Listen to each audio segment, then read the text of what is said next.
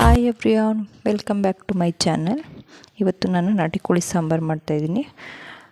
ನಾನು 1 kg ನಾಟಿ ಕೋಳಿನ ತೊಳೆದಿಟ್ಕೊಂಡಿದ್ದೀನಿ. ಬನ್ನಿ ಹೇಗೆ ಮಾಡೋದು ನೋಡೋಣ. ಒಂದು ಕುಕ್ಕರ್ಗೆ ನಾನು ಒಂದು 3 ಟೇಬಲ್ ಸ್ಪೂನಷ್ಟು ಎಣ್ಣೆನ ಹಾಕ್ಕೊಳ್ತಾ ಇದ್ದೀನಿ. ಎಣ್ಣೆ ಬಿಸಿಯಾದ ನಂತರ ಒಂದು ಈರುಳ್ಳಿನ ಸಣ್ಣದಾಗಿ ಕಟ್ ಮಾಡಿ ಇಟ್ಕೊಂಡಿರೋಂತಹ ಈರುಳ್ಳಿನ ಹಾಕ್ತಾಯಿದ್ದೀನಿ. ತೊಳೆದಿಟ್ಕೊಂಡಿರೋಂತಹ ಚಿಕನ್ನ ಸೇರಿಸ್ತಾ ಇದ್ದೀನಿ. ಈರುಳ್ಳಿ ಮತ್ತು ಚಿಕನ್ದು ಹಸಿ ಸ್ಮೆಲ್ಲು ಹೋಗೋವರೆಗೂ ಅದನ್ನು ಬಾಡಿಸ್ಕೊಬೇಕು. ಒಂದು ಹಿಡಿ ಕಲ್ಲುಪ್ಪನ್ನು ಸೇರಿಸ್ತಾ ಇದ್ದೀನಿ.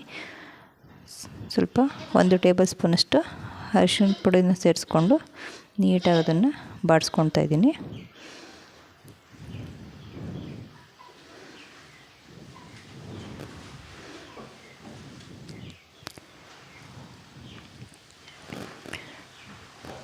ಚಿಕನ್ದು ಹಸಿ ಸ್ಮೆಲ್ ಹೋಗಬೇಕು. ಅದರಿಂದ ಅರಿಶಿನ ಪುಡಿ ಹಾಕೋದ್ರಿಂದ ಚಿಕನ್ದು ಹಸಿ ಸ್ಮೆಲ್ ಹೋಗುತ್ತೆ.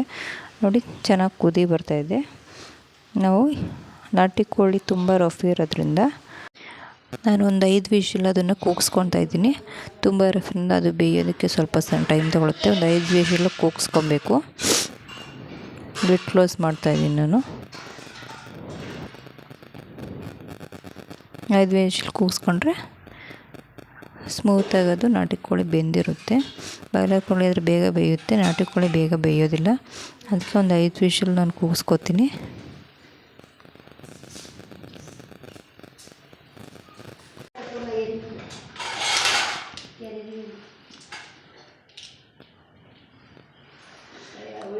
ಈಗ ನಾವು ಮಸಾಲೆಗೆ ಪದಾರ್ಥಗಳು ರೆಡಿ ಮಾಡ್ಕೊಳ್ಳೋಣ. ಸ್ವಲ್ಪ ಕಾಯಿ, ಚಕ್ಕೆ, ಲವಂಗ, ಶುಂಠಿ, ಮೆಣಸಿನ್ಕಾಯಿ, ಟೊಮೊಟೊ, ಬೆಳ್ಳುಳ್ಳಿ ಮತ್ತು 2 ಈರುಳ್ಳಿನ ತೊಗೊಂಡಿದ್ದೀನಿ. ಮಸಾಲೆನ ರೆಡಿ ಮಾಡ್ಕೊಬೇಕು. ಮಿಕ್ಸಿ ಮಾಡ್ಕೊತಾ ಇದ್ದೀನಿ. 4 ಟೇಬಲ್ ಸ್ಪೂನಷ್ಟು ಧನಿಯಾ ಪೌಡರ್ ತೊಗೊಂಡಿದ್ದೀನಿ. ನೋಡಿ, ಮಸಾಲೆ ರುಬ್ಬಿದ ಆಗಿದೆ. ಈಗ 5 ವಿಷಲ್ ಕೂಗಿದೆ. ಇದನ್ನು ಲಿಡ್ ಓಪನ್ ಮಾಡಿ ನಾನು ರುಬ್ಕೊಂಡಿರೋಂಥ ಮಸಾಲೆನ ಅದಕ್ಕೆ ಆ್ಯಡ್ ಮಾಡ್ತಾಯಿದ್ದೀನಿ.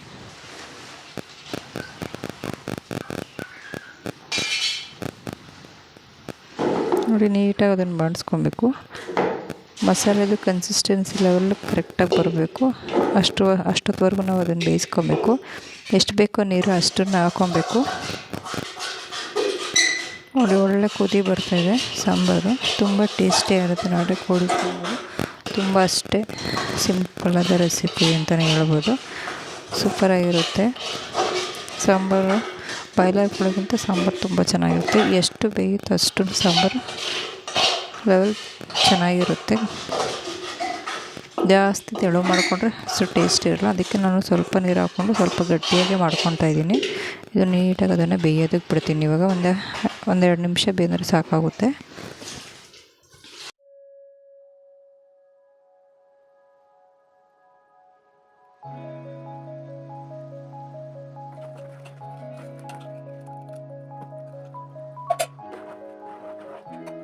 ಈಗ ತುಂಬ ಸಿಂಪಲ್ಲಾದ ನಾಟಿ ಕೋಳಿ ಸಾಂಬಾರು ರೆಡಿಯಾಗಿದೆ. ನಾನು ಅನ್ನದ ಜೊತೆ ಸರ್ವ್ ಮಾಡ್ಕೊಂಡಿದ್ದೀನಿ. ಮುದ್ದೆ ಜೊತೆ ತಿಂದರೆ ತುಂಬ ಟೇಸ್ಟಿಯಾಗಿರುತ್ತೆ. ಪ್ಲೀಸ್ ನೀವು ನಮ್ಮ ಚಾನಲನ್ನು ಸಬ್ಸ್ಕ್ರೈಬ್ ಮಾಡಿ, ಶೇರ್ ಮಾಡಿ. Thank you for watching.